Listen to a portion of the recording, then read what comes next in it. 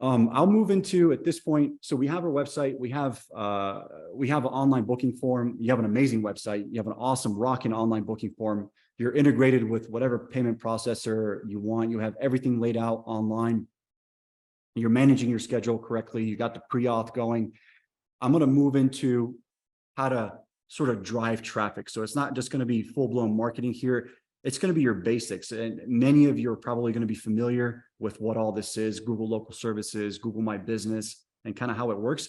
But I think it's so critical that even if you get the tiniest amount of info that you didn't know about, or maybe you're not familiar at all, it's just worthwhile to kind of cover this, right? There's a lot at play here that I've seen not work out for a lot of different reasons that I want to cover, just because the fixes for why this should work out versus not working out are super simple, in my opinion. So with that said, GLS is Google Local Services. GMB is Google My Business. Now, Google My Business is going to be the first step, and this is actually in order, right? You're going to want to create or claim your Google My Business page. Every business out there, with how Google is nowadays, you're going to have a Google My Business page to either claim or create. So if you've been around for some reason, you have a Google My Business page that you haven't claimed yet as the business owner, go ahead and do that. If you haven't been around, you can create it, kick it off. All you need is a Gmail email. Okay. Actually, let me click into this screen right here, and I'm going to go back to the previous screen in a second. But you can see what the differences are, starting with Google My Business. So we all know Google My Business. It's that thing on the right side that shows up on Google whenever you Google a business. One of the key points on there that I want to kind of underline is, not for any other reason in terms of driving traffic right now through your Google My Business page, but for future references, is having reviews on there. Having reviews is key. 3 to 5 reviews, that social trust builds drastically, exponentially. 0 reviews, just think about your own customer journey, right? As you are searching for a service, a business, or even a restaurant, what are you looking at? You're looking at reviews and you're looking at pictures. And guess what you need to have? You need to have reviews, and you need to have before and after pictures. Like in restaurants, I look for the menu, I look for pricing, reviews, I look for pictures. In our case, kind of the same flow, right? We need reviews, we need before and after pictures, something really dirty to something really clean. I see a lot of people miss this. So I'll cut out GLS right now in the ads, and we'll get to, hey, I created my Google My Business page. Why am I not getting any bookings? I got a website, I got, online booking page, take credit cards, all that stuff. Why am I not getting bookings? Okay, Google My Business is a small first step, but let's take a look at that, since that's what you have. And then I see no reviews. I see no pictures. I see that they haven't even created products. And I don't think most of us have even explored that, right? You can actually create your products on your GMB page. They have a little product section. You can create a biweekly cleaning, price it out, weekly cleaning, monthly cleaning, whatever your offering is, you can create it. The more you fill out, the better off you are. And I say that with extreme detail, just because it does take some time. Another great option, or just something to kind of consider as best practice, is posts. Google My Business allows you to actually make posts. What we do is whatever email campaign blast we have that goes out from a marketing perspective, we also post that on our Google My Business page. So if it's a spring cleaning campaign, if it's a back to school campaign, it also goes as a post on our Google My Business page, because that page organically comes up to an extent after you've been around and established for a while. It organically will pull up as people search for your business directly or businesses around the area. And guess what? Along with that, your posts show up. They're previewed at the bottom. Now, the reason why Google My Business is first is because in order to apply or even have a Google Local Services profile, and I'll discuss what that is in a second, you have to have a Google My Business page first. It's just a requirement. You can go ahead and initiate the application process for GLS, but it will be stopped once the system or Google realizes that you don't have a Google My Business page. So that's the reason why I put that first. And so in the sort of the way of things, what you'd essentially want to do is create your Google My Business page, fill it out and apply for Google local services while or as you're filling that out. The reason why you need to do that as you're filling your GMB page out is because, or immediately after, is because it does take some time. Now, what is local services? Why does it take time? Let me jump back to the next page. So Google local services is going to be that middle section, right? So you can see that screenshot there that's highlighted and boxed in red.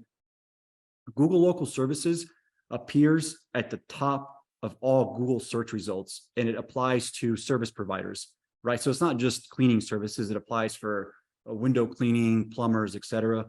But what it ends up giving you is an incredible advantage. It's placed over and above Google's own AdWords, which are below this. So the AdWords are going to be showing below. Google local service leads or service providers will be showing above that with a Google guaranteed check mark. And you can kind of see that in the screenshot there. That is incredibly powerful. So when I normally do this demo, I end up typing in cleaning businesses near me or something like that. And the search pulls 1.5 billion results in 0.05 seconds or something. And literally above, right at the top, first thing people see are Google local service results.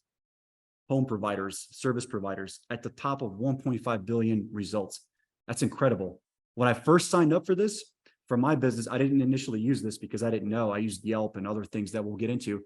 I was getting, after some time of ramping up my profile, I think I was getting 28 to 30 phone calls a day just from local service. It was insane. That's how powerful it was back then. This was a couple of years ago.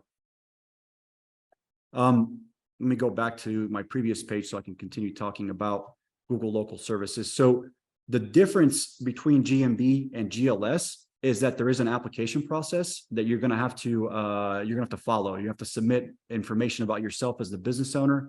You're going to have to submit information about the business, and they do some sort of review. Could take a couple of weeks to a couple of months. I think it honestly just kind of up in the air. It depends on how busy they are. They do background checks on you, and I think part of the delays usually, to my understanding, happen due to courts not being able to process background checks on time.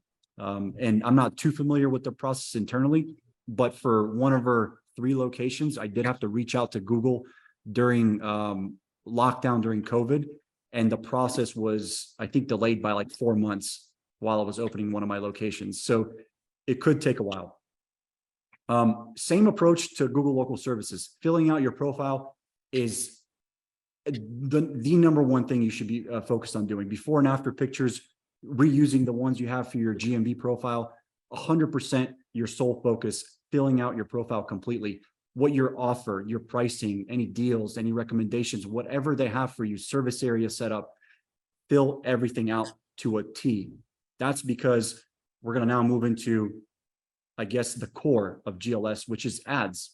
Okay, so I'm going to go back to the screenshot again.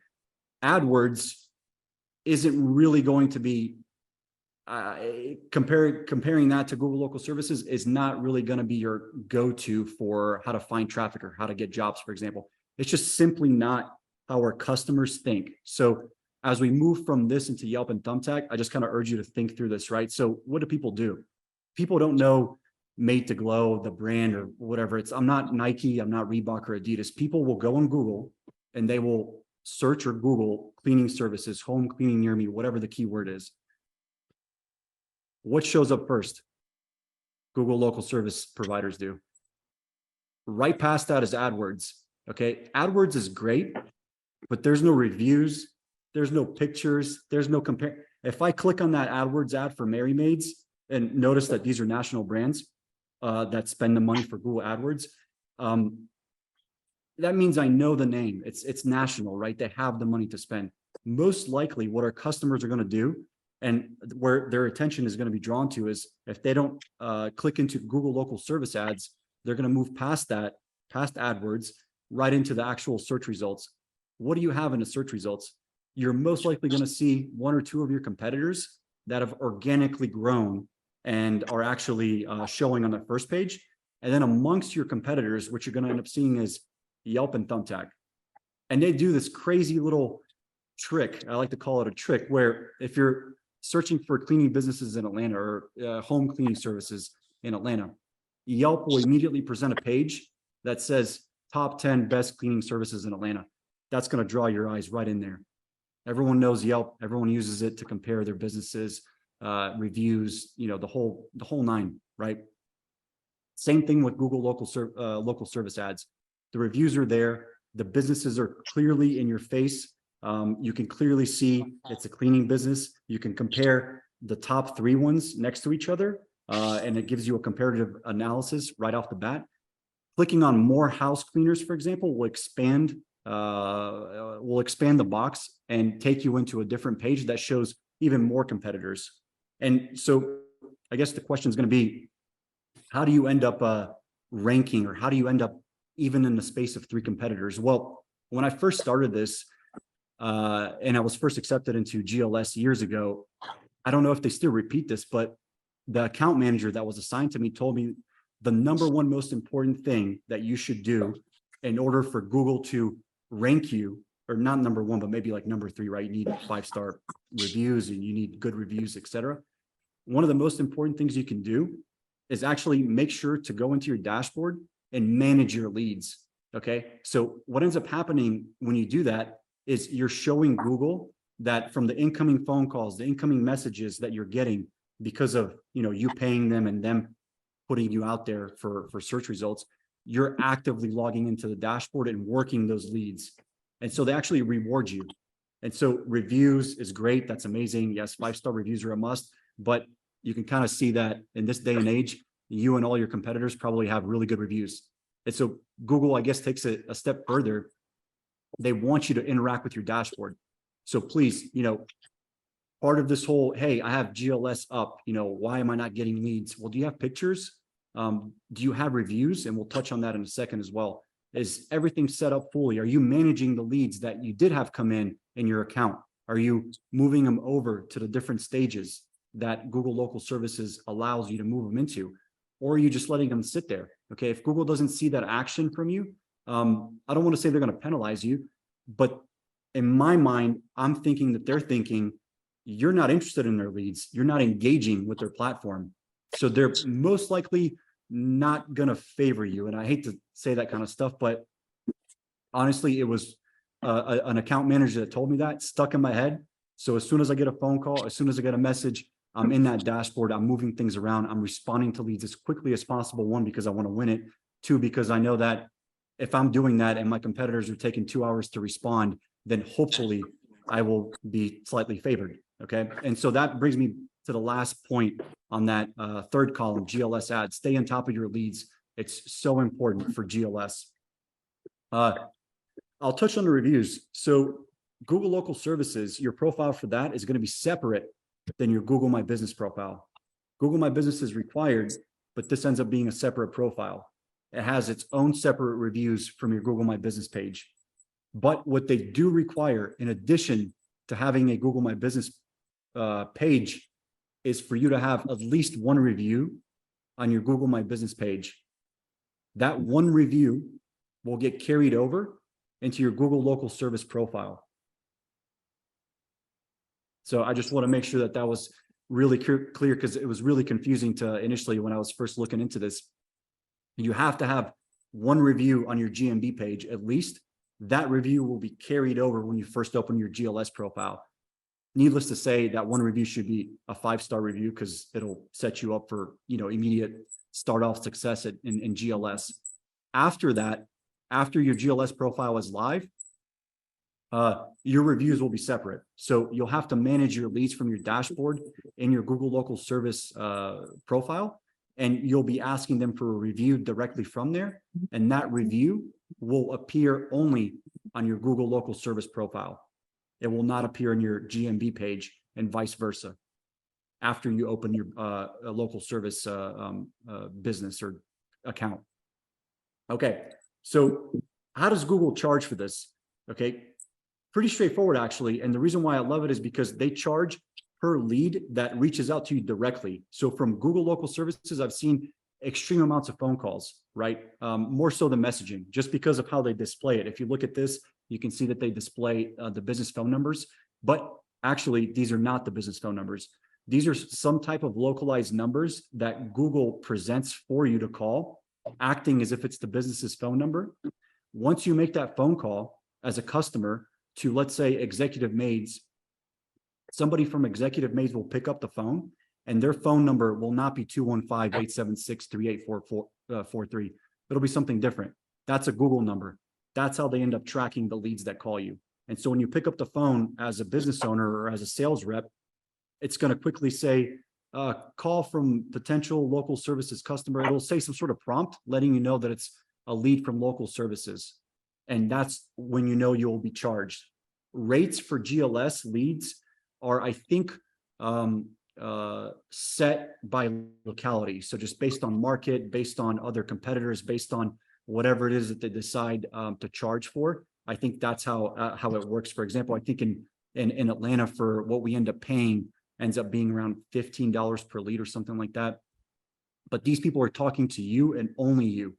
They're not blasting other competitors at that very moment. It's you and that person, and it's time for you to close and make the sale.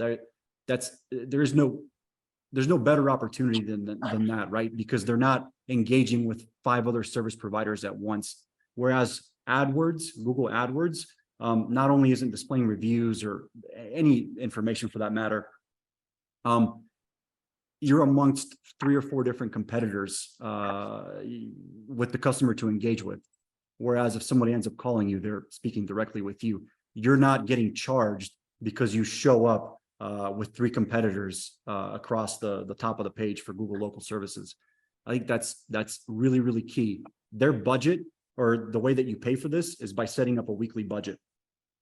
And when you go in your profile or dashboard, you're going to be able to see, like, hey, if you put in $500 per week, what the output of expected leads is going to be. And then obviously you go with something that you're comfortable with. Again, I'm going to retroactively say that I would not do any of this until you have gone through every other step that we've covered so far. It makes no sense to drive traffic, pay for ads, to go to a broken website that doesn't work, that isn't trustworthy, without an online booking page, without a clear CTA, and without the ability to take some sort of card upon booking. It makes 0 sense. You're most likely not going to convert as well, just because, for example, if my ad shows next to somebody that doesn't have any of this and they're running ads, and my CTA or my messaging says, and I have great reviews, and it says, book online, get $20 off, while someone else's messaging says, give me a call for a free estimate, I'm most likely going to win, right? Calls and estimates are great. We're doing cleanings here, so we want to find a way to streamline that, right? I don't want to be caught up for an hour or two doing calls and estimates when the job total is going to end up being $150. It's not necessarily worth it all the time. What I want to do is automate that and push people to book online as much as possible with a little more hands off. And so again, I would not do this until we have checked all the other check marks. Because if you do it first and you kind of reverse the order of things, even though this is more exciting, what you're going to end up seeing is no results or little results, which is the majority of people that I talk to. Hey, I've tried ads, they don't work. Have you tried GLS ads? No, I've tried AdWords, and there's a lot of confusion there. AdWords isn't the best thing for us in this industry, just because that's not where our customers' journey goes through.